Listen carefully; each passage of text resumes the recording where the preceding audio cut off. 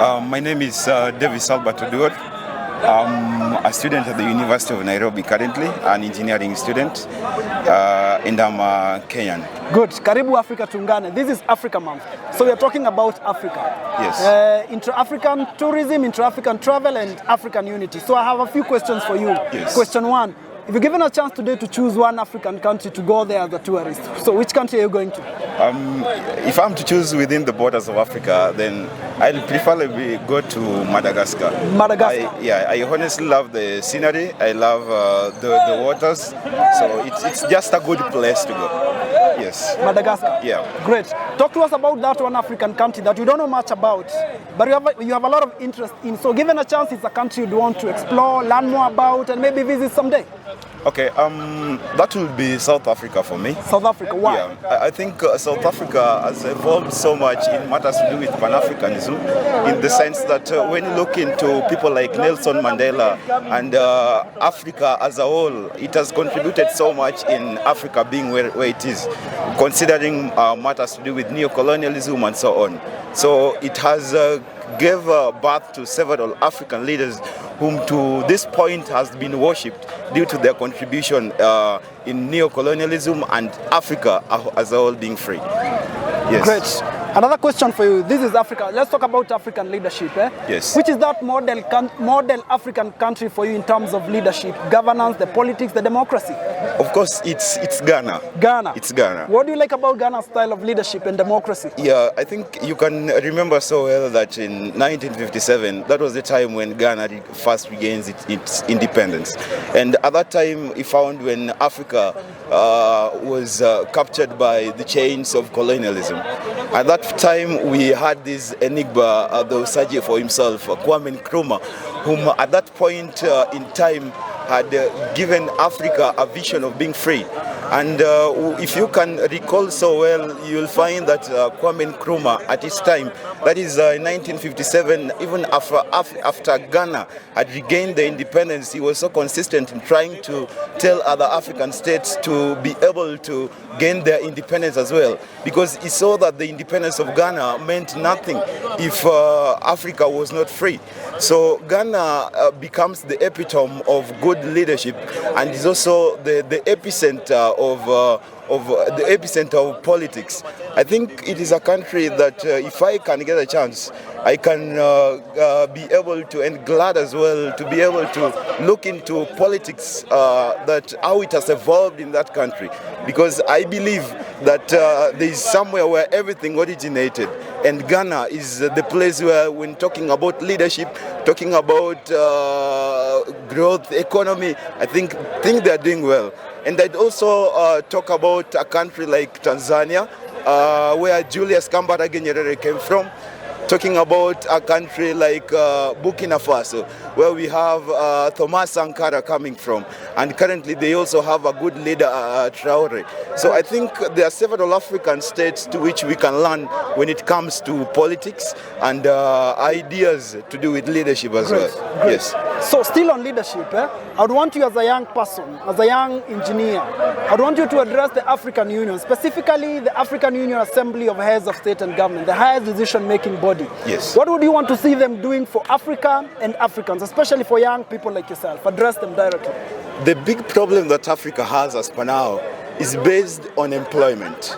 And employment is it's actually the thing that has made several African countries, including and even the young people in their states, they have not been able to live a good life. And this is because of the states of the environment in which they're living.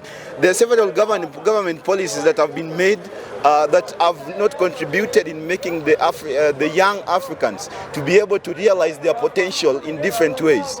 And so if I was to talk to the African Union, then I could tell them to find a way of bringing in good policies in which several African states can use so as to create more employment. Great. And again, when you look into the connection that is let me call it in terms of roads, in terms of infrastructure, like we found that there is no connectivity between several African states that could help them link up into the trade and things like that. So the African Union, I believe they are the body that should be taking, that should be looking into these issues and seeing that when it comes to infrastructure, when it comes to trade, good policies, they should be the one that is driving all this. So as a young person, I would love to be part of this community that is going to look into Africa and see that, Africa has been good because the African Union has done this. So I'd love African Union not to just sit on their seats or occupy those offices, but I'd love to see them working, because the young people at this point, they have lost hope. Even in their home government, they have lost hope, even in the neighboring countries, and all we want is something that can reignite that hope for us. Great, yes. Thank you. So one of our missions as Afrika Tuungane is to petition the African Union Assembly of Heads of States to adopt one truly African language to be used as a common language and a lingua franca for Africa. And our candidate for this is Kiswahili. So do you support us in petitioning the AU to have Kiswahili introduced in the education curriculums across Africa in a bid to unite all Africans through a common language and a lingua franca? Yeah, I think it was Ngugi wa Thiong'o who actually said that it's the bullet that actually subjugates the physical body, but then what subjugates the spiritual is language. And I think that language in its sense has been one that has been used over the years to be a factor that brings unity. And the African Union should be able to come up with a language, more so if it is a Kiswahili, then the Kiswahili should be used to be able to make Africans be united. Because I wonder how we are going to trade if we don't have a common language.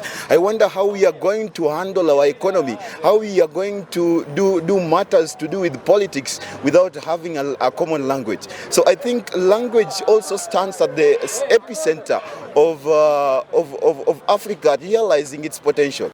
So adopting a common language is going to bring in unity among the African states. It's going to reduce ethnical wars, because we are going to identify ourselves as one. Great. So I think us talking about African Union, petitioning and bringing the African Union to a sense where they notice that we need a common language is one step to Africa realizing her potential. Great. Yes. So finally, one last question. As a Kenyan, so what do you like about your fellow Kenyans that you'd want other Africans to emulate? What I really love about fellow Kenyans, the ones that I have around, is the concept of, okay, there's unity, of course. We are united, the way I've seen. Even being a Gen Z, it is actually a group that has been recognized, and all over Kenya we've been talking about the Gen Z. So the Gen Zs have been united, and again we have also emulated the fact that we can also work. So I think us working and also having the peace, the unity is something that I love about Kenyans.